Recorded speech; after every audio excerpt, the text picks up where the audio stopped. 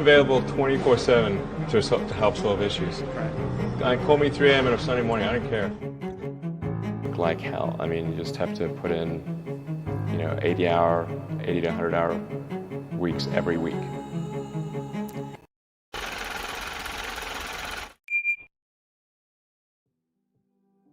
What keeps you up at night?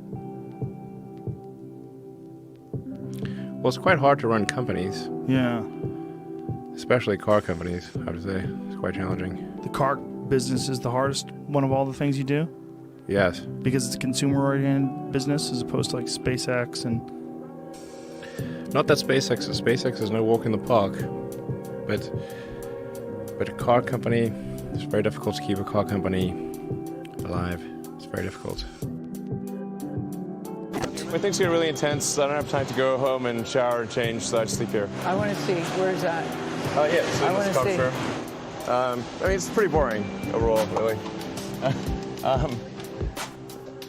It's actually cold in here too. Yeah, I like it cold. So you like it cold? I sleep on the couch over there. So you're just laying here on the couch? Yeah. Last time I was here, I actually slept literally on the floor because the couch was too narrow. Yeah, I was going to say. And Elon, I have to say, it's not even a comfortable couch either. No, it's terrible. This is not a good couch. Well, I mean, Tesla really faced a severe threat of death due to the Model 3 production ramp. Essentially, the company was bleeding money like crazy, and just if we didn't solve these problems in a very short period of time, we would die. And it was extremely difficult to solve them. How close to death did you come? Within single-digit weeks. 22 hours a day, or like what? How many hours? I was working, so 7 days a week, sleeping in the factory. I worked everywhere from I worked in the paint shop, general assembly, body shop. You ever worry about yourself imploding? Like it's just too much? Absolutely. No one should put this many hours into work. This is not good. And people should not work this hard. They should not do this. It's very painful. Painful in what sense? It hurts my brain and my heart. It's really the right choice, but it has actually been a very difficult journey, I have to say.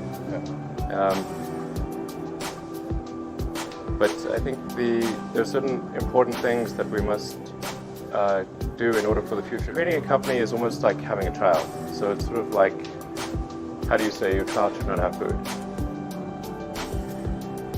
So once you have the company, you have to feed it and nurse it and take care of it, even if it ruins you. Yeah.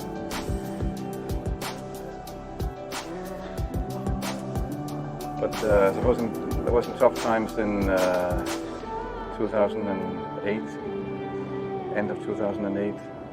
How did you get through that period of crisis? Yeah. Can we just break for a second? Sure, of course. Yeah. That is interesting, right? Same with Tesla. We barely survived. How close did you get to folding? Very close. 2008 is not a good time to be a car company, especially a startup car company, and especially an electric car company. That was like stupidity squared. If you have an advice to the young people globally who want to be like Elon Musk, what's your advice to them? I think that probably they shouldn't want to be. You? I think it sounds better than it is. Okay. Yeah, it's not as much fun being me as you'd think. I don't know. You don't think so? No. There's definitely, it could be worse for sure, but it's. I'm not sure I would. I'm not sure I want to be me. I had a tough choice there because I could either provide all of the money for SpaceX or all of the money for Tesla and then increase the chance that one of them would survive, or I have to split the money. But if I split the money, then maybe both will die. I mean, you can imagine, like, it's almost like if you had 2 children and you have only so much food, what do you do? So what was the choice? I split it. So at those closest moment of a failure, what did you say to yourself? You know, can I survive this? And no, you didn't question yourself. No, No, it's more. I mean, it was just the difficulty is that in those situations, like there's so much responsibility that you have to the employees and to the investors who have come along. So it would have been extremely. I would have been really disappointed if I had not been able to keep my responsibility to have the company survive. You said you almost had a nervous breakdown. Where did the tenacity or the resilience come from?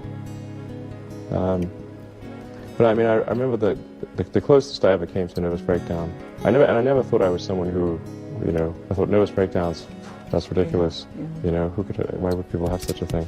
But I remember waking up on the Sunday before Christmas in 2008 and thinking, like, damn, this is the closest I've ever gotten, you know. And it was looking pretty grim because at that point, you know, we, even though the fourth launch of SpaceX had succeeded, we were still running out of money because we had three failures and only one success. Still not enough. And then the financing round for Tesla had not closed, and we had only 2 days, maybe two. I think it was like 2 or 3 days, maybe, to close it before Christmas. So I was like, man, this could be a really bad end of the year. Maybe both companies will fail. Did you cry? Scream? I wasn't. I didn't cry. Smash your apartment? No. No. My sleep was difficult. You need to work, depending upon how well you want to do, particularly if you're starting a company, you need to work super hard. So what does super hard mean? Well, when my brother and I were starting our first company, instead of getting an apartment, we just rented a small office and we slept on the couch. And we showered at the YMCA, and we're so hot up we had just one computer. So the website was up during the day, and I was coding at night, 7 days a week, all the time. And I sort of briefly had a girlfriend in that period, and in order to be with me, she had to sleep in the office. So work hard, like, I mean, every waking hour. That's the thing I would say, particularly if you're starting a company. And I mean, if you do simple math, say like, okay, if somebody else is working 50 hours and you're working 100, you'll get twice as much done in the course of a year as the other company. The final thing is to sort of don't just follow the trend. So you may have heard me say that it's good to think in terms of the physics approach, or first principles, which is, rather than reasoning by analogy, you boil things down to the most fundamental truths you can imagine, and you reason up from there. And this is a good way to figure out if something really makes sense, or if it's just what everybody else is doing. It's hard to think that way. You can't think that way about everything. It takes a lot of effort. But if you're trying to do something new, it's the best way to think. And that framework was developed by physicists to figure out counterintuitive things like quantum mechanics. So it's really a powerful method. Anyway, so that's, and then I think that the final thing I would encourage you to do is, now is the time to take risk. You don't have, you don't have kids. Your obligation. Well, sorry. Probably not have kids.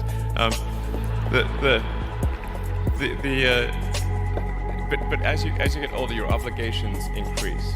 So and once you have a family, you start taking risk not just for yourself, but for your family as well. It gets much harder to do things that might not work out. So now is the time to do that before you have those obligations. So I would encourage you to take risks now. Do something bold. You won't regret it. Thank you. All systems currently green.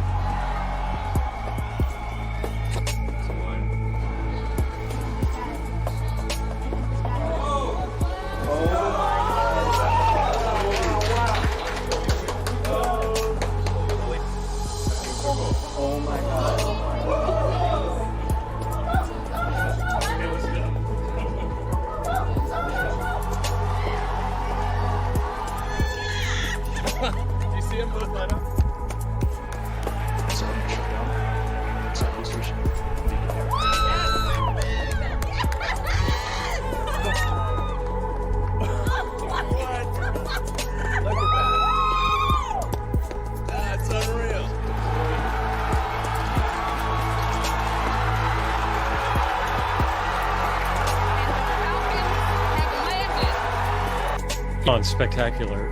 What did you learn? What did Falcon Heavy teach you? It teaches, I guess, to me, like, crazy things can come true. Like, because I said, like, I didn't really think this would work.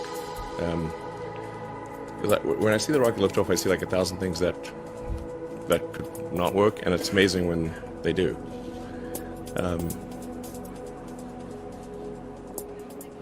And I was really seeing the two boosters land synchronized, really just like the simulation.